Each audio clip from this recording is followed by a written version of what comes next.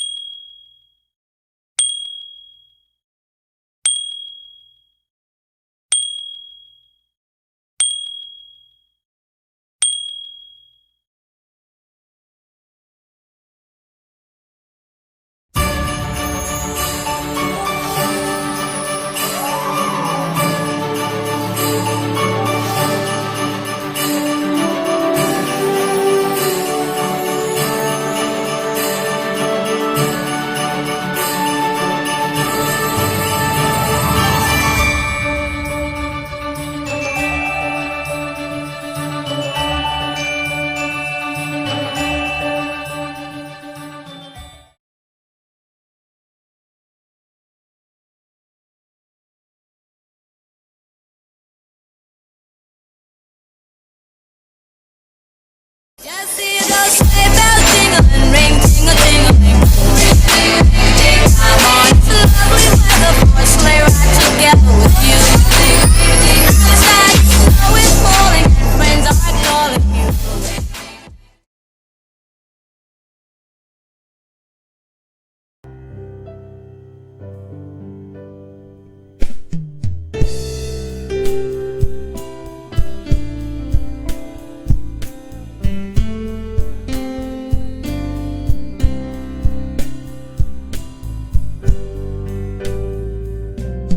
Yesus telah lahir ke dalam dunia ini, lambang pemerintahan berada di bahunya.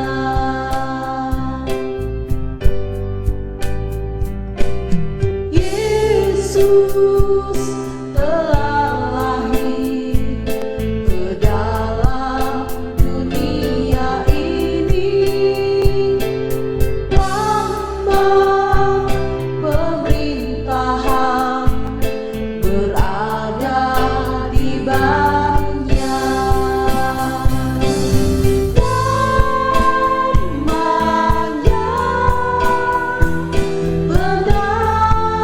sehat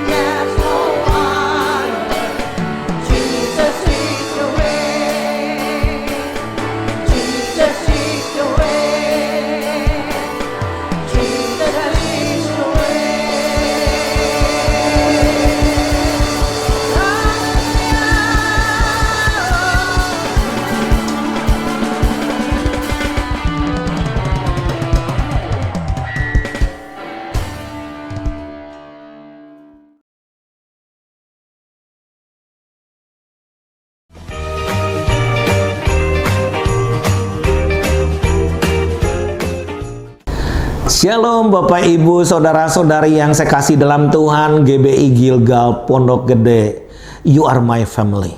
Wow. Jadi kita bisa memasuki tahun ini, bahkan mengakhiri tahun ini, memasuki tahun yang baru. Shifting. Saya yakin dan percaya kita semua akan dipakai Tuhan secara dahsyat luar biasa. Bapak Gembala dan Ibu sedang dipakai Tuhan menuju satu shifting besar, menjadi berkat buat bangsa, bahkan bangsa-bangsa. Dan saya percaya juga kalian semua para jemaat Tuhan GBI Gilgal Pondok Gede akan dipakai Tuhan. Siapkan diri, keluarga-keluarga kalian akan jadi berkat buat lingkungan dan juga akan jadi lumbung-lumbung bagi banyak orang. Siapkan diri, Tuhan memberkati kita semua dan kita akan mendengar sebagian dari firman Tuhan yang akan saya sampaikan ini. Kita bersyukur bahwa kita ada di penghujung tahun 2020, suatu tahun yang extraordinary, yang gak pernah kita bayangkan sebelumnya. Kok tahun ini bisa seperti ini ya? Kita mengalami masa lockdown yang berkepanjangan dengan situasi pandemi COVID-19 ini, yang kita sedang menunggu-nunggu vaksin yang masih belum menentu deadline-nya kapan. Ini akan menjadi jawaban bagi dunia. Meskipun ini baru experience, ya eksperimen, dan juga ini baru mungkin trial and error, tetapi ini ada sesuatu yang dipaksakan. Nah, Bapak Ibu sekalian, apa pesan Tuhan sebelumnya di penghujung tahun 2020 dan memasuki tahun baru 2021 dan menjadi satu dekade yang baru? Dan tahun yang baru, suatu strategi yang baru, dan Tuhan berikan suatu pengalaman-pengalaman yang baru di dalam era new normal ini, bahwa dikatakan bahwa dunia tidak akan sama lagi seperti dahulu. Nah, Bapak Ibu sekalian, di dalam Natal new normal ini tahun 2020 dan memasuki tahun yang baru ini, pada bulan ini, bukan kebetulan bulan ini adalah tepat bulan ke-9 tahun Ibrani, atau yang disebut tahun Kislev ya. Nah, ini adalah tahun kelahiran, tahun angka 9 adalah tahun kelahiran ya. Kandungan itu sampai bulan ke-9 atau 9 bulan 10 hari, dan itu bayi harus dilahirkan. Jadi akan ada sesuatu yang baru, yang kelahiran yang baru, visi yang baru, agenda yang baru, strategi yang baru, dan action plan yang baru.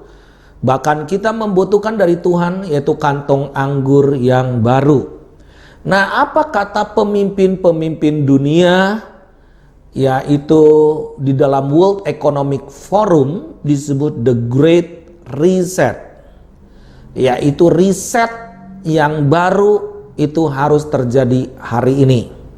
Nah, kita akan saksikan klip ini sebelum saya akan menguraikan apa yang Tuhan beri kepada saya secara pribadi untuk saya sampaikan kepada kita semua. Mari kita saksikan klip ini. The Great Reset. We have an incredible opportunity to create entirely new sustainable industries, investing in nature as the true engine of our economy. The current global crisis has disrupted every aspect of our lives, but it has also presented us with an extraordinary opportunity, a chance to reset and accelerate efforts to improve the state of our world. Changing our current trajectory will require bold and imaginative action, together with determination and decisive leadership.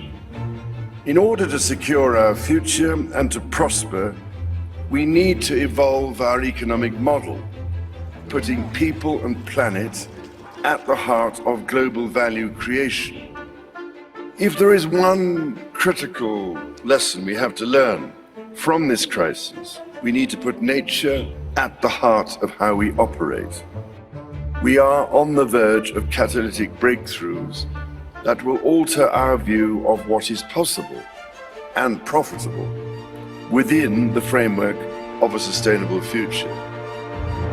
We need nothing short of a paradigm shift, one that inspires action at revolutionary levels and pace. We simply cannot waste any more time. The only limit is our willingness to act.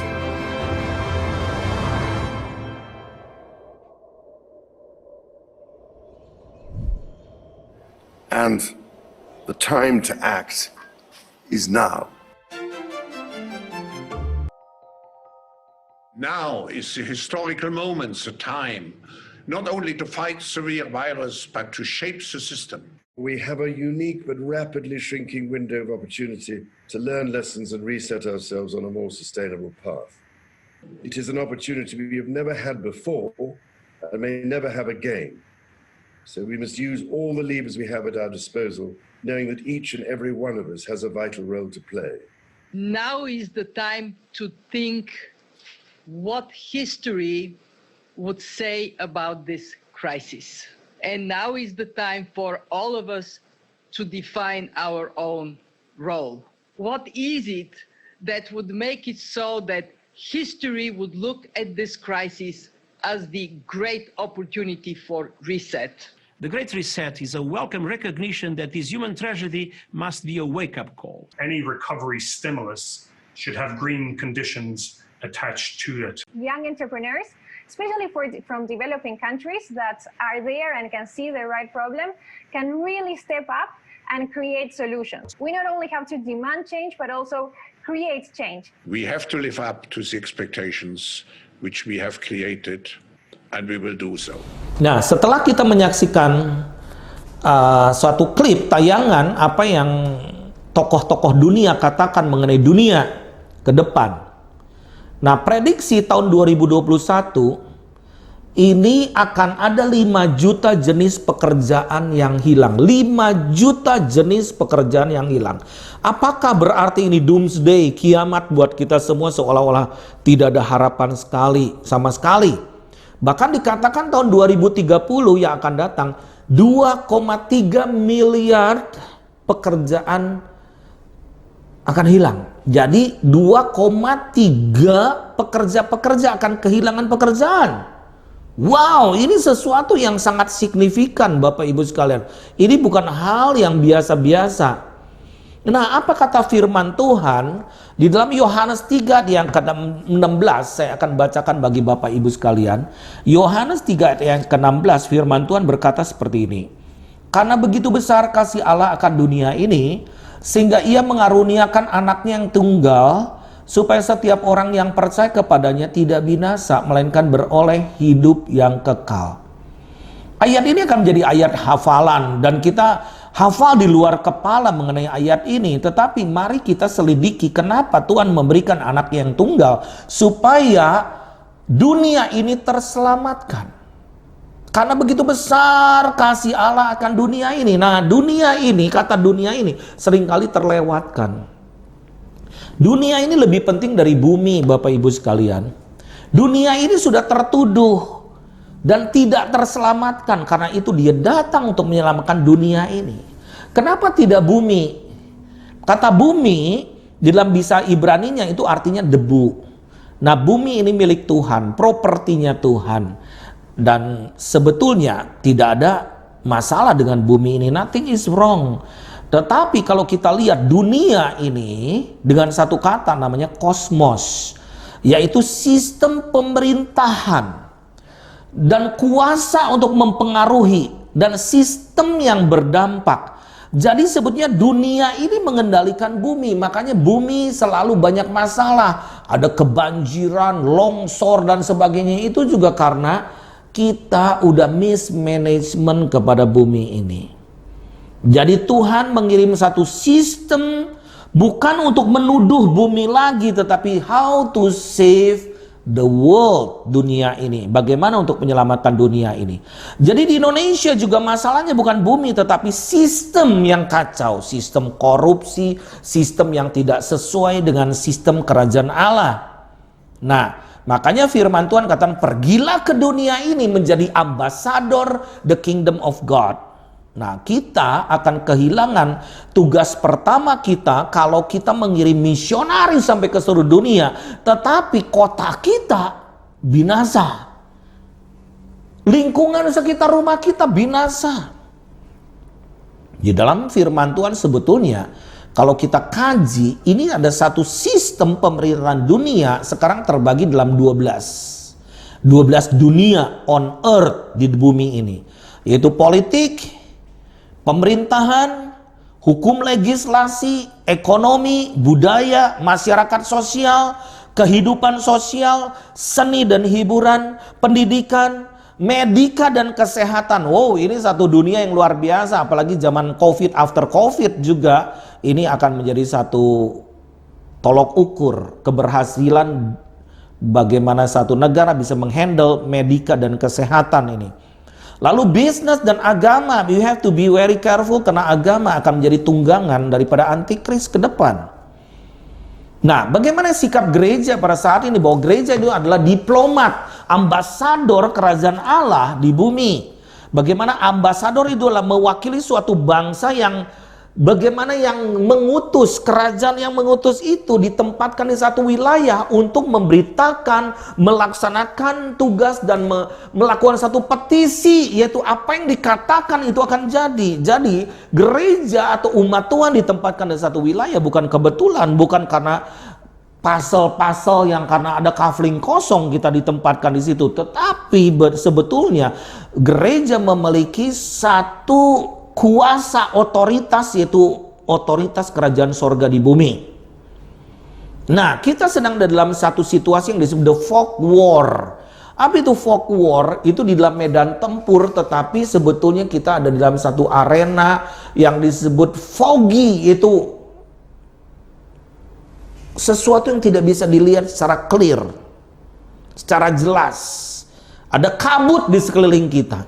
Jadi kita harus benar-benar jeli dan punya strategi. Jangan sampai kita nggak bisa membedakan siapa kawan, siapa lawan. Nah, kita dalam satu era yang disebut the great shift. Ya, ada suatu shifting, itu pergeseran yang besar.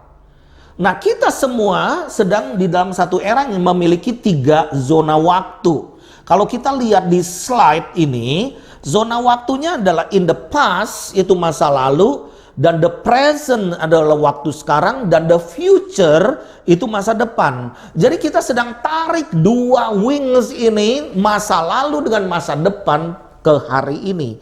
Makanya disebut di dalam World Economic Forum disebut kita the tomorrow is today, bahwa hari besok itu adalah hari ini. Nah, jadi ada perubahan daripada masa lalu kepada masa kini, tetapi ada juga gangguan-gangguan dari kita menarik masa depan ke sekarang. Karena itu berupa teknologi, dunia maya, dan lain sebagainya. Nah, apa yang sebetulnya inovasi-inovasi yang mengganggu di dalam slide yang kedua ini, yaitu kita harus bisa berinovasi, membuat masa lalu dan masa sekarang mengubah menjadi masa depan yang dirubah menjadi hari ini. Jangan bingung Bapak Ibu sekalian. Jangan bingung. Kita sedang dalam era teknologi yang disebut revolusi 4.0. Semua Internet of Things. Jadi semua serba komputer. Bahkan robot nanti bisa lebih dipakai daripada manusia. Karena robot itu adalah dia artificial intelligence, dan di mana big data dia ada di situ, dan di mana semua informasi itu ada di dalam dia. Menanyakan apapun bisa, dia lebih smart, lebih pandai, lebih cerdas daripada manusia. Nah, Bapak Ibu sekalian, kita harus, we have to be smart, mengamati keadaan zaman. Ya, apa yang akan terjadi, dan Tuhan kita adalah Tuhan yang Maha Tahu. Dia Tuhan yang tahu masa dahulu, masa sekarang, dan masa ke depan. Dia Alfa dan Omega. Ada 6 jebakan yang kita harus hati-hati. 6 jebakan yang mempengaruhi gaya hidup kita pada saat ini, yang membuat kita tidak akan berhasil ke depan, bahkan tidak mengetahui strategi-strategi Tuhan ke depan. Di dalam slide ini kita lihat jebakan yang pertama adalah berpuas diri. Ini berbahaya sekali ketika kita merasa sukses di dalam hidup kita dan merasa bahwa kita sudah feeling okay, Dan ini merupakan satu zona nyaman yang super berbahaya. Karena kita tidak akan mampu menangkap signal-signal perubahan yang akan terjadi tiba-tiba. Saya katakan tiba-tiba perubahannya. Maksudnya tiba-tiba bagaimana? Masa pandemik kita yang kita sedang jalani saat ini. Bisa juga mall sewaktu-waktu bisa dibuka. Besok bisa sewaktu-waktu ditutup. Ibadah yang marak Natal tahun lalu, marak Natal. Bisa 4 bulan, dari Oktober sudah Natal, November, Desember, Januari, even Februari masih bikin Natal-Natal bersama. Saya masih diundang dalam perayaan-perayaan Natal itu. Tetapi bayangkan hari ini tidak ada kerumunan massa di dalam perayaan Natal yang gebiar luar biasa. Malah yang ada, kita di lockdown. Christmas at home, di rumah. Itu aturan-aturan yang harus ditaati, tidak boleh dilanggar. Jadi hati-hati dengan berpuas diri. Jadi kita merasa di puncak, ini adalah perangkap juga buat kita. Keberhasilan masa lalu tidak akan menjadi jaminan untuk masa depan kita bisa lebih berhasil. Perubahan bisa terjadi sewaktu-waktu. Jadi hati-hati berpuas diri atau merasa di puncak itu adalah salah satu jebakan. Yang kedua, kita lihat ada kompetensi. Kompetensi itu apa? Kompetensi itulah kecakapan, kemampuan, kewenangan. Kompetensi yang berhasil mendatangkan keberhasilan sampai hari ini tidak merupakan jaminan kita akan berhasil ke depan. Semua orang punya kompetensi. Tetapi kita harus berharap kepada Tuhan. Hikmat Tuhan. Strategi-strategi Tuhan. Bapak Ibu sekalian, merasa di puncak itu super berbahaya. Makanya kita harus tetap rendah hati dan low profile seperti Kristus. Standarnya adalah Kristus. Bagaimana dia merendahkan diri. Sebagai Allah mau merendahkan diri. Bahkan Natal itu adalah kesederhanaan. Natal adalah dari satu kata natus. Kelahiran. Kelahiran Yesus di Bethlehem. Tidak gebiar, tidak pesta pora, tetapi di satu kandang yang disebut kataluma atau satu hotel yang begitu sederhana. Dan di kandang binatang itu tempat di mana binatang itu minum air di situ. Di situ Yesus lahir. Tetapi ada bintang terang di atas kandang itu, di atas kota Bethlehem, kota kecil itu. Nah, Bapak Ibu sekalian, Yesus lahir sederhana, tetapi memberikan dampak, menyelamatkan seluruh dunia bagi setiap orang yang berkenan di hadapannya. Ada satu perusahaan yang begitu besar, yaitu VOC. Kita tahu sebagai orang Indonesia, VOC ini adalah satu kongsi perdagangan daripada para pedagang-pedagang besar yang memiliki hak untuk membeli dan monopoli rempah-rempah dan perdagangan di Indonesia atau disebut Nusantara ini. Lahir tanggal 20 Maret tahun 1602. VOC ini pedagang raksasa yang luar biasa. Kayanya minta ampun. Dia memiliki kapal 4.875 kapal laut dengan tenaga dorong daripada angin. Dan dengan kapal yang banyak ini pernah mengangkut 882.412 orang antar benua zaman dulu, bayangkan. Tetapi satu saat perusahaan ini kandas. Kenapa? Ada teknologi baru dalam revolusi industri. Pada tahun 1799 ketika Inggris atau suatu penemuan revolusi industri dari perusahaan raksasa yang disebut EIC itu menciptakan mesin dengan tenaga dorong uap, mesin uap.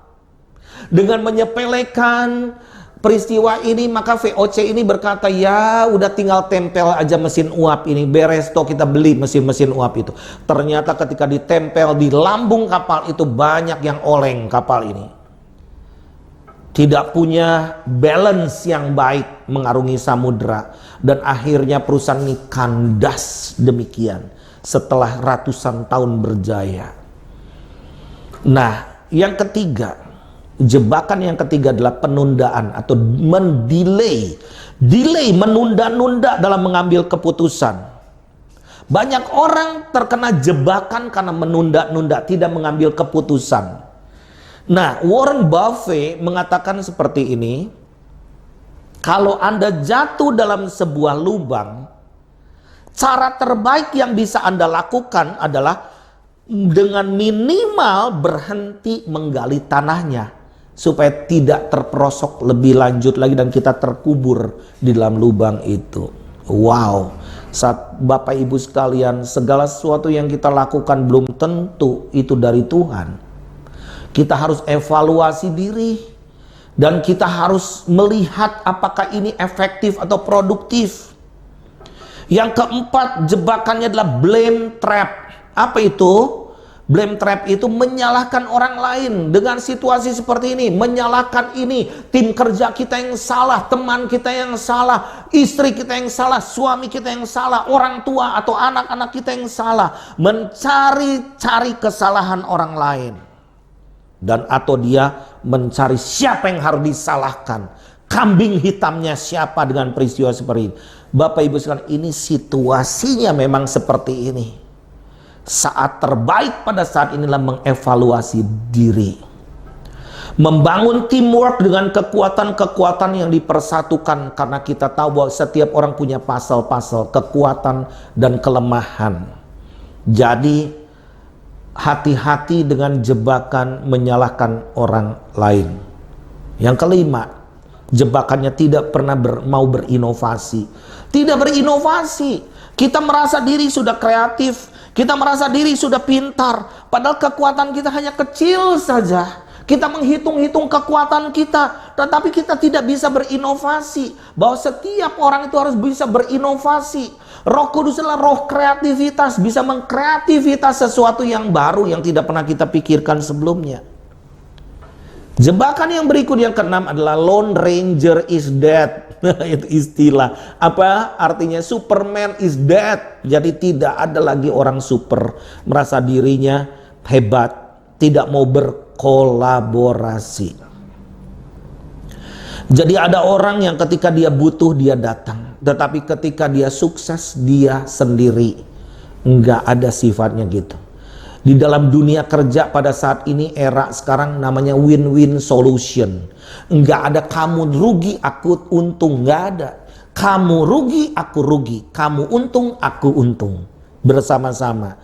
Jadi sifat yang Tuhan berikan kepada kita adalah menjadi pemenang. Tetapi dalam cara bekerja kita ini gotong royong seperti penjala. Makanya Tuhan jadikan kita bukan jadi pemancing jiwa, tapi penjala jiwa. Dan sifat penjala adalah melakukan secara bersama-sama. Jadi apa yang harus kita lakukan pada saat-saat ini dalam situasi folk war dan segala sesuatu seperti membingungkan, tidak ada kepastian, seolah-olah tidak ada masa depan. Go back. Go back now. Saat ini kembali. Kembali dari apa? Yang pertama, kembali kepada kasih yang mula-mula. Standarnya tetap firman Tuhan. Jangan nyari standar-standar orang. Bapak Ibu sekalian, sekarang ini marak dengan sosial media. Kita lihat WhatsApp, banyak motivator-motivator, banyak juga arahan-arahan, tuntunan, kata-kata motivasi yang go back kepada firman Tuhan. Kembali kepada firman Tuhan. Kembali kepada kasih yang mula-mula. Dan ini adalah pondasi. Tidak ada ini kita akan tergoncangkan. Firman Tuhan adalah ini hukum kerajaan yang tidak pernah tergoncangkan, Bapak Ibu sekalian. Firman Tuhan di dalam Roma 14 ayat 8, firman Tuhan berkata begini. Jika aku hidup untuk Tuhan. Dan jika aku mati untuk Tuhan. Jadi baik hidup ataupun mati, aku adalah milik Tuhan. Jadi no worries, tidak ada ketakutan sama sekali. Bahwa alam maut itu sudah dikalahkan, kata firman Tuhan. Jadi bagaimana fondasi hidup kita? Apakah kita tetap beribadah kepada Tuhan atau kita nonton ibadah dengan live streaming? Mari ketika kita berdoa di dalam melalui Zoom, kita nih Bukan nonton orang yang berdoa, kita sedang berdoa kepada Tuhan. Ketika kita beribadah bukan nonton orang yang beribadah, kita sedang beribadah kepada Tuhan. Beribadah itu membawa korban. Apa artinya? Membawa korban bukan sekedar korban persembahan uang, tetapi korban itu hidup kita dipersembahkan kepada Tuhan. Kalau pondasi kita rapuh, we have to be very careful. Kita akan membangun di satu pondasi yang keropos. Saya mau berikan ilustrasi Bapak Ibu sekalian. Kalau kita pergi ke masuk Jakarta, kita banyak orang melalui pintu gerbang namanya Cawang. Itu pintu gerbang timur ya, wilayah Jakarta. Kalau kita masuk Cawang ya, apalagi melalui tol, lalu itu ada jalan namanya MT Haryono. Nah, pasti kita melihat ada satu gedung setelah itu, nggak lama setelah itu, ada satu gedung yang megah sekali, interior dan eksteriornya itu luar biasa, pasti eye catching. Kita pasti melihat gedung itu, indahnya luar biasa. Itu dibangun oleh BUMN atau PT Hutama Karya pada tahun 1995 sampai 1997. Itu masa krisis waktu itu ya. Dan pemilik awalnya PT Mustika Ratu. Dan ini disebut Menara Syaidah sekarang. Waktu itu pemilik pertama Ibu Muryati Sudibyo membuat satu gedung bangunan yang tidak biasa-biasa, beda dengan bangunan lain. Nah, lalu berganti kepemilikan dari PT Hutama Karya, lalu pemilik awal PT Mustika Ratu dibeli oleh anak bungsu Nyonya Saidah, anak kelima. Lalu apa yang dilakukan oleh anak kelima ini? Dia membangun lagi gedung ini dari 18 lantai, membangun lagi jadi 28 lantai. Akhirnya apa yang terjadi? Gedung ini jadi miring. Nah, para penghuni di situ ngeri juga kalau tinggal di situ di gedung yang miring. Anda mau tinggal di gedung yang miring? Nah, berarti ada something is wrong dengan pondasi. Akhirnya semua pemilik gedung itu keluar, penghuni gedung itu keluar dari gedung itu, dan ini gedung yang indah tapi tidak berpenghuni. Kenapa? Karena pondasinya tidak kuat, miring. Nah, Bapak Ibu sekalian, we have to go back. Kembali kepada kasih yang mula-mula. Kalau kita sudah mengalami kemiringan, mungkin ada rasa takut, rasa gelisah, masa depan yang tidak menentu, rasanya gelap masa depan. Go back now. Sekarang kembali kepada kasih yang mula-mula. Ada janji-janji firman Tuhan di sini, dan janjinya tidak pernah aus oleh karena keadaan zaman. Yang kedua, go back apa? Kembali kepada rencana semula, original plan. Apa rencana semula daripada firman Tuhan? Kita dipanggil untuk memuridkan bangsa, amanat agung, bukan sekedar ayat hafalan. Di dalam Matius 28 ayat 18 sampai 20, Yesus mendekati mereka dan berkata, kepadaku telah diberikan segala kuasa di sorga dan di bumi. Karena itu pergilah, jadikanlah semua bangsa muridku, dan baptislah mereka dalam nama Bapa dan Anak dan Roh Kudus, dan ajarlah mereka melakukan segala sesuatu yang telah kuperintahkan kepadamu. Dan ketahuilah aku menyertai kamu senantiasa sampai kepada akhir zaman. Kita ada hidup di mana? Akhir zaman. Apakah kita sedang hidup di penghujung akhir zaman? Tuhan katakan, I will be with you senantiasa sampai kepada akhir zaman. I never leave you alone. Tuhan katakan, aku tidak pernah akan meninggalkan kamu sendirian. Tapi Tuhan punya rencana. Bukan kita menjadi orang yang survive melewati kesulitan demi kesulitan, lembah corona, lembah kekelaman, lembah kematian, dan kita survive, kita masih hidup. Bukan. Ada tugas amanat yang disebut yang amanat paling agung, memuridkan bangsa.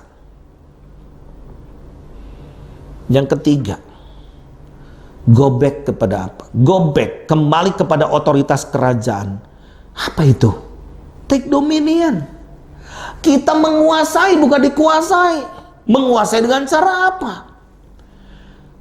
Bapak Ibu sekalian, kita seringkali sibuk melakukan ini, melakukan itu. Ketika kita kebentur-bentur, kita datang kepada Tuhan, Tuhan kenapa hidup ini jadi begini? Pertanyaannya kembali evaluasi diri, apakah Tuhan suruh kita melakukan itu? Sibuk belum tentu efektif. Work smart, not only work hard. Work hard and smart, dibarengi oleh smart, bijaksana, dan juga hikmat dari Tuhan. Nah, Bapak Ibu sekalian, ada perusahaan yang berjaya pada saat ini, yaitu perusahaan sepatu yang disebut Nike. Mungkin setiap kita pernah punya sepatu Nike, dan mungkin di rumah juga kita punya namanya sepatu dengan merek Nike. Kenapa dia bisa berjaya sampai masa pandemik seperti ini? Apalagi pandemik, orang lagi butuh peralatan olahraga kan? Ketika tahun 2012 yang lalu, perusahaan ini membeli teknologi wearable device, namanya The Full Band. Apa itu?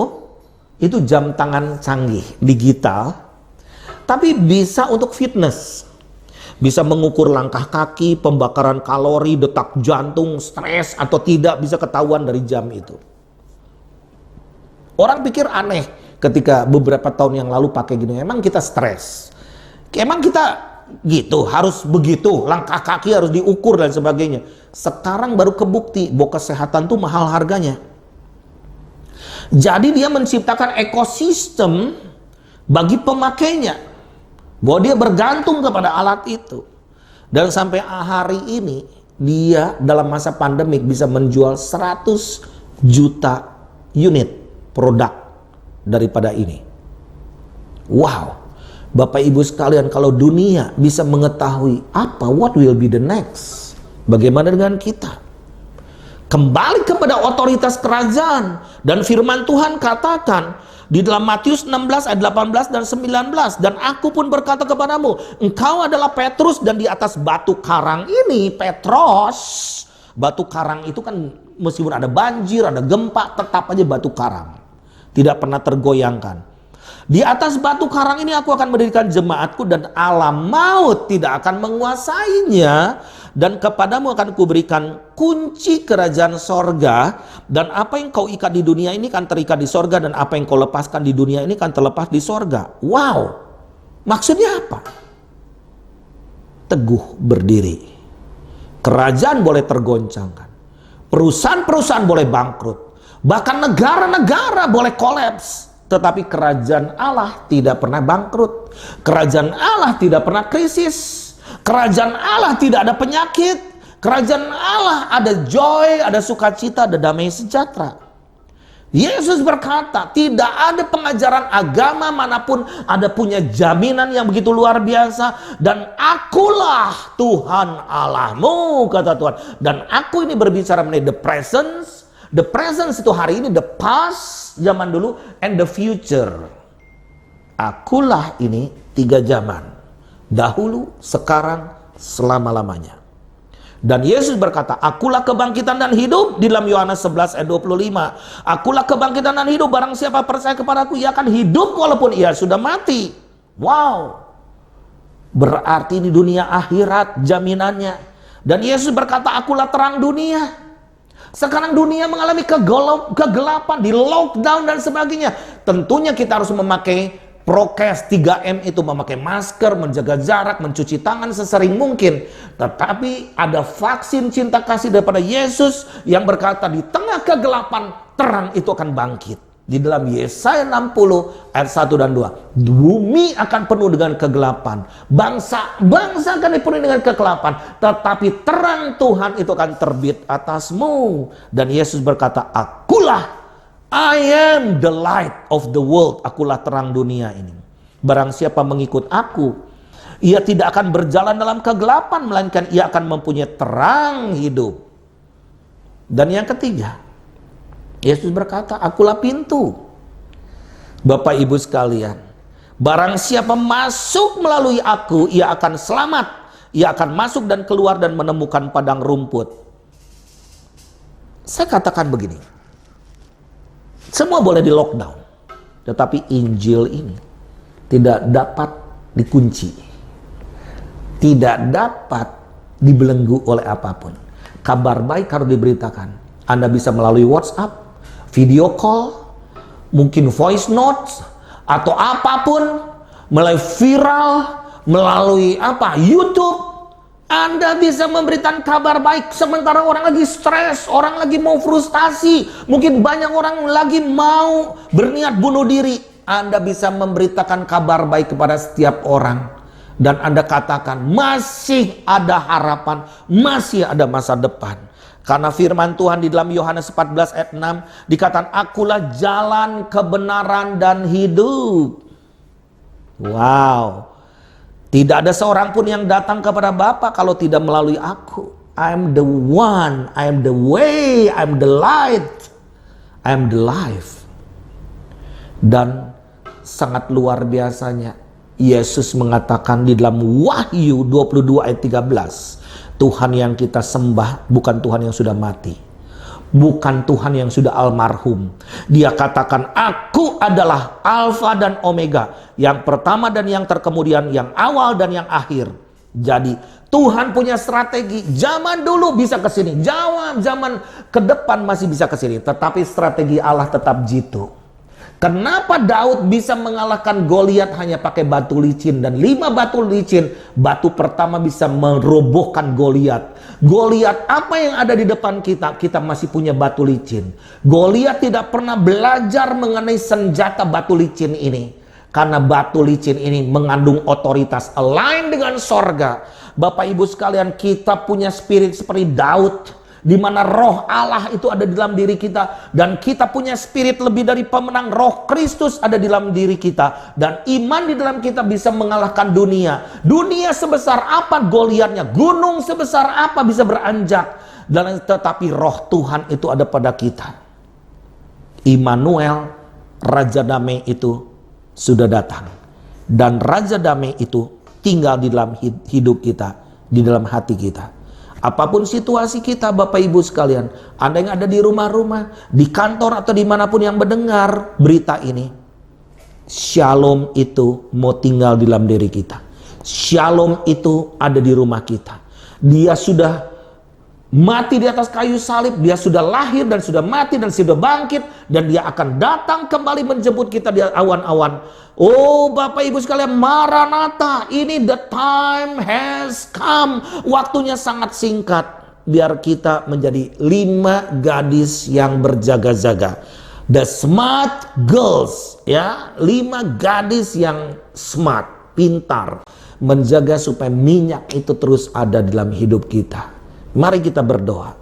Bapa Sorgawi yang penuh kasih, yang kami kenal di dalam nama Tuhan Yesus, kami mensyukuri bahwa kami bisa melewati semua lembah ini. Bahkan kami ada di penghujung tahun 2020, dan kami percaya janji Tuhan bahwa kami akan melewati segala sesuatu, dan kami lebih dari pemenang. Kalau ada beberapa di antara kami yang mungkin kami menderita sakit, penyakit, atau mungkin terpapar COVID sekalipun, ada joy, ada vaksin cinta kasih Tuhan Yesus turun atas hidup mereka. Ada sukacita, dan vaksin akan menimbulkan imun di dalam diri mereka. Sakit apapun, kanker, ginjal, jantung, rematik, asam urat, atau stroke sekalipun, Tuhan ada joy, dan itu akan memberikan kesembuhan di dalam hidup mereka. Dan kami percaya kuasa darah Yesus sanggup menyembuhkan. Kalau mereka yang mengalami kegelapan, tidak ada harapan, akan masa depan yang begitu suram, bahkan mungkin pekerjaan-pekerjaan akan hilang, don't worry. Shifting, ada satu shifting, ada satu pergeseran, kau akan memberikan harapan. Kalau ada pintu-pintu yang tertutup, engkau sanggup membuka pintu yang tertutup itu terbuka bagi kami semua. Kami punya modal iman, dan iman itu adalah satu tindakan percaya. Just believe.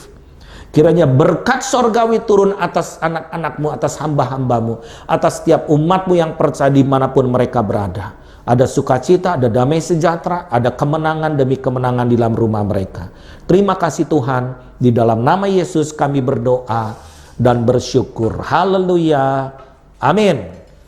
Kiranya Tuhan Yesus Immanuel memberkati kita, menyertai kita sampai ke akhir zaman. God bless. Saudara yang kekasih di dalam Tuhan, ibadah kita sudah selesai.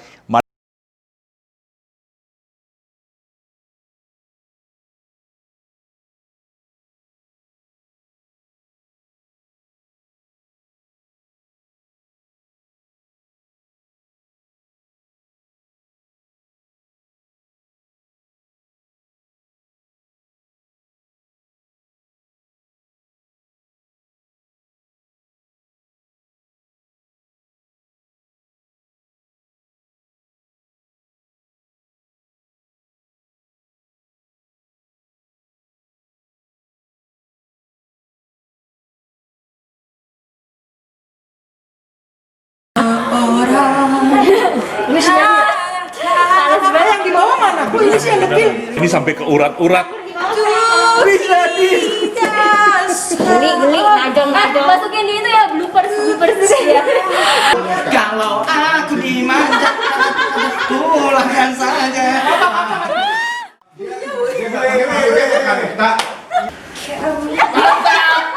Jadi Saiful Jamil ini. Kayak mesti kebiasa pakai bedak gini deh supaya bedak Doris jadi art.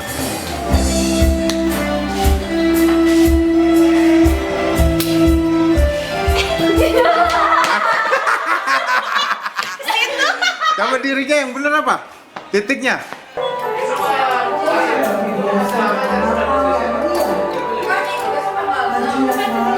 Jangan ketawa dong. Ketawa dong.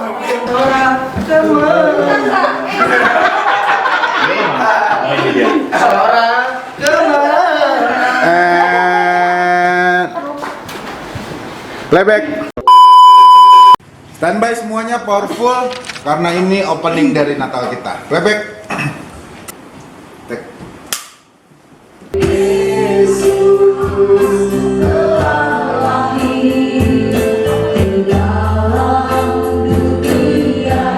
Semua manusia berharga dan sembah Dia.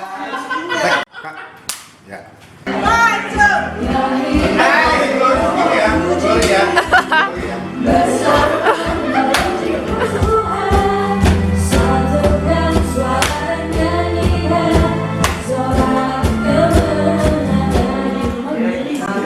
Thank you.